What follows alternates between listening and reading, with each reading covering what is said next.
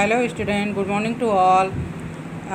In the previous classes we studied about voyage of Darwin's and many facts of their voyage, many evidence of during their voyage. Today we study about selection and evolution. As the journey of the Beagle come to an end and the crew returned to England, Darwin started putting together pieces of information that he had collected all through the voyage from the different continents. इसके पहले के classes में हमने Darwin के सफ़र के बारे में, beagle के सफ़र के बारे में पढ़ा और उनके एक्सपीरियंस के बारे में पढ़ा, उनके एविडेंसेस के बारे में पढ़ा. आज हम पढ़ेंगे सिलेक्शन एंड इवोल्यूशन के बारे में पढ़ेंगे. तो जब बीगल का सफ़र ख़त्म हुआ तो डार्विन ने जो बीगल के सफ़र के दौरान जो भी कलेक्शन किया था, जब क्रू उनका जो जहाज़ है वो इंग्लैंड रिटर्न हुआ तो उनका जो टुकड़े टुकड़े में जो कलेक्शन था, पीसेस ऑफ इंफॉर्मेशन था, उसको कलेक्ट किया और उनको एक बुक के सीरीज़ में जमाना शुरू किया. He started writing an account on his observation. He was aware of the fact that humans could bring about change in characters in domesticated animals or in crop plants by selection organisms with preferable characters and breeding them. उन्होंने देखा कि जो उनका collection का जो उन्होंने record बनाया या नेचर में जितने भी उन प्रकार के उनको लाइफ साइकिल और फूड जाल, फूड वेब नज़र आए, उनमें जो ह्यूमन बींग्स के द्वारा क्रॉप्स में या एनिमल्स में सेलेक्ट किया जाता है, यूज़फुल थिंग्स को सेलेक्ट किया जाता है. जैसे क्रॉप्स में अगर देखें हम तो जो फार्मर होता है वो अच्छे क्रॉप के बीजों को या प्लांट्स को कलेक्ट करके आगे उसको डेवलप करता है, आगे उससे प्रोडक्शन लेता है ताकि अच्छी क्वालिटी के फल, बीज, सब्जी जो है वो मिल सके. तो इसी प्रकार नेचर भी सेम यही चीज़ को करती है ना. जैसे ह्यूमन बींग्स जो है वो एनिमल्स का जब फार्मिंग करता है या पालता है तो अच्छे नस्ल के एनिमल को वो रहने देता है और बाकी को वो डिस्ट्रॉय कर देता है. इसी प्रकार नेचर भी जो जिनकी क्वालिटी अच्छी है, जो लाइफ स्ट्रगल में जीत पाए, जो जीवन संघर्ष में अपने आप को बचा पाए, सेफ रख पाए, नेचर उसका सिलेक्शन करती है और उसको ज़िंदा रहने देती है, उसको डेवलप होने देती है. लेकिन जो कमज़ोर किस्म के क्रॉप हैं, फसल हैं, प्लांट्स हैं या एनिमल्स हैं या कोई भी लिविंग बींग्स है जो नेचर के साथ सरवाइव नहीं कर पाता, जो अपने आप को नहीं बचा पाता, स्ट्रगल नहीं कर पाता, दूसरे एनिमल्स से या जीवों से नहीं जीत पाता, नेचर जो है उसको ख़त्म कर देती है, उसको समाप्त कर देती है. इसी को कहते हैं नेचर का सिलेक्शन. अब अगर नेचर में अपने आप को सेलेक्ट करना है, अपने आप को बचाए रखना है, तो इन एनिमल्स को, इन प्लांट्स को या जो भी लिविंग बींग्स है उसको अपने एटमॉस्फेयर के अनुसार अपने अंदर कुछ एडॉप्टेशन गेन करना पड़ता है, उसको डेवलप करना पड़ता है ताकि वो अपने आप को बचा के रख सके. और यही जो चेंजेस वो अपने अंदर लाता है या उसके बॉडी के अंदर नेचर के कारण जो चेंजेस आते हैं, धीरे धीरे डेवलप होकर एक कैरेक्टरिस्टिक्स बन जाता है, उसका एक लक्षण बन जाता है. इसे ही कहते हैं इवोल्यूशन. तो selective breeding among a species of organism with preferable characters of humans is called as artificial selection. Human beings के द्वारा जो सिलेक्शन किया गया क्रॉप्स में या एनिमल्स में वो आर्टिफिशियल हुआ. और सेम ऐसे ही नेचर के द्वारा सिलेक्शन किया जाता है जिसको नेचुरल सिलेक्शन कहते हैं. Darwin started thinking that if human could select bring about changes in characters of organisms, could the presence of diverse organisms in nature be a result of same process of selection occurring there. What types of selection is selective breeding by human called? तो human beings के द्वारा जो breeds select किए उसको हमने क्या कहा? Artificial selection. जैसे जितने भी फार्मर्स हैं वो जब एक साल फसल लगाते हैं, मान लीजिए उसने राइस क्रॉप ग्रो किया, तो जो अच्छे पौधे होंगे, स्वस्थ पौधे होंगे, जिनके बीज स्वस्थ होंगे, उनके बीज को नेक्स्ट ईयर क्रॉप के लिए वो सेलेक्ट करके स्टोर करके रख लेता है। तो ये क्या हुआ? आर्टिफिशियल सिलेक्शन हुआ। Darwin suggested that a process of natural selection was instrumental in the evolution of one from to the other, resulting in the diverse form of species found in nature. To understand the process of natural selection you would need to do the project work on it as given in page number यहाँ पर दिया हुआ है ना। यहाँ पर हम natural selection का एग्जांपल देख रहे हैं। जैसे ये क्रॉप का फील्ड है, इस क्रॉप में फ्लड के द्वारा फ्लड आता है, तो उस फ्लड से बहुत सारे क्रॉप अपने आप को नहीं बचा पाते, वो बह जाते हैं उसमें। और कुछ क्रॉप्स जिनकी जड़ें मजबूत हैं, रूट्स जो हैं वो स्ट्रॉन्ग है, जो अपने आप को फील्ड में स्ट्रॉन्गली स्टेबल करके रख पाए हैं, वो रह जाते हैं। तो इन्हीं क्रॉप्स के द्वारा जो फ्लड में नष्ट नहीं हुए, डिस्ट्रॉय नहीं हुए, इनसे आगे का क्रॉप तैयार किया जा सकता है। यहाँ पर कुछ और प्रजातियों का दिया हुआ है। जैसे यहाँ पर मस्टर्ड प्लांट देख रहे हैं हम, है ना। और ये जो नवल गोल बोलते हैं हिंदी में, इंग्लिश में I don't know what is this. And ये मूली है, रेडिश है, ब्रोकली है, मस्टर्ड प्लांट है। इसके अच्छे किस्मों को फार्मर जो है वो रख लेता है नेक्स्ट क्रॉपिंग के लिए, और उसको अगले साल जो है वो नेक्स्ट जब भी क्रॉप वो करता है, लगाता है, तो उसको सेलेक्ट करके रखा रहता है। Darwin suggested that a process of natural selection was instrumental. What do we understand about natural selection by doing the project work? ये जो यहाँ पर दिया हुआ है प्रोजेक्ट वर्क में आप कर सकते हो कि एक आपने फूल का पौधा लगाया और जो अच्छा फूल है, फ्लावर है, जैसे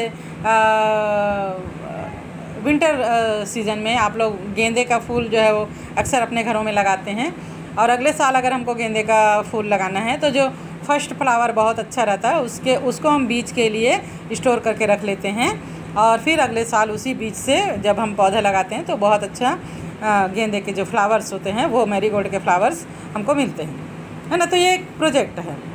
तो हमने क्या किया, बहुत अच्छे जो है उसको सेलेक्ट किया और उसको रख लिया। In natural selection and intentional process of selection by nature as in artificial selection. तो नेचुरल सिलेक्शन भी आर्टिफिशियल सिलेक्शन के समान ही होता है। तो यहाँ पर एक्टिविटी हम देख रहे हैं, क्रॉप का हमने बताया, ठीक है। Nearly 2 decades after the voyage of the Beagle, another scientist named Alfred Russel Wallace set out and similar voyage from England mainly to island in the American and Asian subcontinents। जैसे कि Darwin ने सफ़र किया था beagle के द्वारा, वैसे ही एक और वैज्ञानिक अल्फ्रेड रसेल वेलेस नामक वैज्ञानिक जो है वो भी इसी प्रकार के सफ़र में निकले, और ये जो है वो अमेरिका और एशियन सब कॉन्टिनेंट्स के आइलैंड्स पर गए। He had mainly done an extensive study on the butterflies and mammals of these regions and come to similar conclusions as Darwin। उन्होंने बटरफ्लाइज और बहुत सारे मैमल्स पर एक्सपेरिमेंट किया और उनको सेम वैसे ही रिजल्ट मिले जैसे कि डार्विन ने बताया था। Wallace also suggested that organisms involve from pre-existing organisms and selective process in nature occurred spontaneously and non-intentionally, giving rise to the diverse form of species present on earth.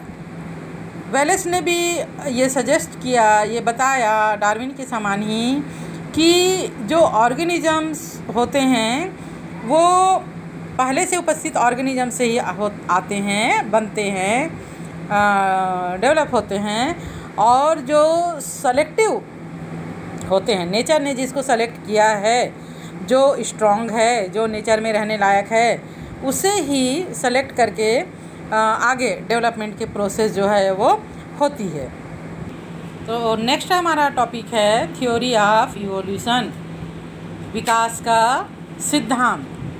Darwin and Wallace together suggested the following based on evidence and rigorous study. बहुत गहन अध्ययन Darwin ने किया, अवलोकन किया, observation किया। Wallace ने भी बहुत सारे जीवों का अपने वोवेस के दौरान अध्ययन किया, स्टडी किया, प्रमाण जुटाए, एविडेंस जुटाए, है ना। उसके बाद डार्विन और वेलेस दोनों लास्ट में जो उनका कंक्लूज़न था, जो परिणाम था, उसको बताया। और इनके अनुसार according to Darwin and Wallace, variation found in organisms led to the diversity in the ability of them to survive in nature. Some live long, while other for a short period of time. Some produce more offsprings, while other produce less offsprings. Population of those that have greater ability to survive have more chances of evolving over the others. Thus, over time, we have new composition of the population of organisms, with those apparently situated better of certain sets of environmental condition. बहुत सारे जो organisms हैं उनमें बहुत सारी diversity पाई जाती है, बहुत सारी विविधता पाई जाती है। अलग अलग एटमॉस्फेयर में पाए जाने वाले जीव में बहुत सारे अलग अलग चेंजेस होते हैं। लाइक जो अफ्रीकन एनिमल्स होते हैं, अफ्रीका के जो जंगलों में, फॉरेस्ट में पाए जाने वाले हैं, वो इंडिया में पाए जाने वाले एनिमल्स के अपेक्षा बहुत ज़्यादा स्ट्रांग होते हैं। तो एनिमल्स जीव जिस एटमॉस्फेयर में रहते हैं वैसे उनमें एडॉप्टेशन आ जाता है। जैसे अफ्रीका के हाथी के सूंड काफ़ी लंबे होते हैं, दांत काफ़ी लंबे होते हैं, उनके कान जो है वो काफ़ी लंबे बड़े बड़े होते हैं इंडियन एलिफेंट के बजाय। जैसे कि यहाँ पे फिंच पक्षियों का दिखाया है, फिंच बर्ड्स का। ये डार्विन जो है वो गलापागोस टापू में गए तो हर एक टापू में पाए जाने वाले फिंच बर्ड के बिक्स में, उसके हेड में, उसके क्लाउस में, पंजों में बहुत सारे डिफ्रेंशिएशन पाया गया। तो ऑर्गेनिजम्स जो हैं वो अलग अलग वातावरण में रहते हैं, तो इनमें जो है चेंजेस आ जाते हैं। कुछ जो ऑर्गेनिजम्स हैं वो इनका जो जीवन काल होता है, लाइफ टाइम होता है, लाइफ स्पेन जो होता है वो लंबा होता है, कुछ का शॉर्ट पीरियड का होता है। कुछ बहुत सारे बच्चों को या अंडों को उत्पन्न करते हैं प्रजनन के द्वारा, रिप्रोडक्शन के द्वारा। कुछ जो है वो कम संतति को, कम ऑफस्प्रिंग को उत्पन्न करते हैं। Population of those have that have greater abilities to survive. अब उनका जो पॉपुलेशन होता है वो उस एटमॉस्फेयर में सर्वाइव करने पर डिपेंड करता है। जो ज़्यादा सर्वाइव कर पाता है उनका पॉपुलेशन ज़्यादा होता है, जो सर्वाइव नहीं कर पाता उनका पॉपुलेशन कम होता है। New varieties of organisms may emerge suddenly from premixing one due to natural climates. Nature में या विश्व में प्रजातियों की रचना एक झटके में नहीं हुआ है, बल्कि पहले से मौजूद प्रजातियों से ही हुआ है। जो नए जीव बने हैं, जो नए टाइप के हमको जाति दिखते हैं, वो अचानक से नहीं आए। पहले से जो जीव थे उन्हीं में अडॉप्टेशन के फलस्वरूप नए जीव का निर्माण हुआ है। Various organisms have had similar ancestors, and thus the evolutionary relationship may be represented by a diagram showing a branches tree like this. विविध जीवों की उत्पत्ति जो है वो एक समान पूर्वजों से हुआ है, इसलिए विकास की प्रक्रिया को एक शाखित पेड़ के रूप में दर्शाया जा सकता है। जैसे मान लीजिए यहाँ पर एक एनिमल है लाइक अमीबा, वह एक कोश की होता है, उससे फिर बहुकोश की जीव बने, 2 प्रकार के, एक से और भी बने अन्य प्रकार के जीव बने, दूसरे से और अन्य प्रकार के जीव बने, तीसरे से और विविध प्रकार के various types of organisms, animals या प्लांट्स बने, और फिर उससे और फिर वेरियस टाइप के डेवलपमेंट के फलस्वरूप बनते गया। इस प्रकार विकास की जो प्रक्रिया है वो एक ब्रांच ट्री के रूप में, शाखित पेड़ के रूप में हमको दिखाई देता है। Variation are found in population of organisms, only some variation of variable characters pass on from one generation to the next. किसी भी जगह की जनसंख्या में पाए जाने वाले जीवों में विभिन्नता पाई जाती है, और इनमें से कुछ विभिन्नताएं ही एक पीढ़ी से दूसरी पीढ़ी में जाती है, हर एक विभिन्नता दूसरी पीढ़ी में नहीं जाती। Such variation over generation lead to formation of population of organisms that may show remarkable change from their ancestor types. These variation often prove to be advantageous for the organisms that have them over other that do not have them. हर प्राणी विशेष का अस्तित्व बनाने रखने के लिए उसमें कुछ खास विभिन्नताएं होती हैं, और एक प्रजाति में ये विभिन्नता एक पीढ़ी से दूसरी पीढ़ी तक धीरे धीरे संतति के द्वारा पहुंचती है। इस प्रकार कई पीढ़ियों बाद जो संतति होती है, जो ऑफ स्प्रिंग होता है, वो मेन जो उसका पेरेंट्स होता है, जो पीढ़ी दर पीढ़ी जनक होता है, उससे बिल्कुल नया रूप ले लेता है। इस प्रकार प्रजातियों का या स्पीसीज़ का जो डेवलपमेंट है, विकास है, वो पीढ़ी दर पीढ़ी पहुंचने वाली कुछ ऐसी विभिन्नताओं या वेरिएशन से होता है, और किसी परिस्थिति में ये लाभदायक सिद्ध होता है। Population of organisms that have advantageous variation usually start growing more profusely in an area, affecting the population composition there. Those with less advantageous variation are nearly replaced by those that bear more advantageous variation leading to evolution. लाभदायक विभिन्नता वाली जो विविध प्रजाति होती है, जो species होती है, ये किसी भी एटमॉस्फेयर में, यानी जो उनका रेसिस्टेंस होता है, आवास होता है, वहाँ पर पनपने लगती है, डेवलप होने लगती है, ग्रो होने लगती है, और समय के साथ साथ इन प्रजातियों की आबादी में वृद्धि होने लगती है, डेवलप होने लगते हैं। जो पहले से उपस्थित प्रजाति है, इसके पॉपुलेशन को प्रभावित करता है, इफ़ेक्ट डालता है। उस आवास में जीने के लिए जो ज़्यादा सक्षम, ज़्यादा वेरिएबल होता है, जो ज़्यादा फाइटफुल होता है, ये प्रजाति अन्य प्रजाति का स्थान उस जगह पर लेने लगती है। इस प्रकार प्रजातियों की आबादी में क्रमशः बदलाव होता है, और इससे जीवों का विकास, डेवलपमेंट जो है वो चलते रहता है।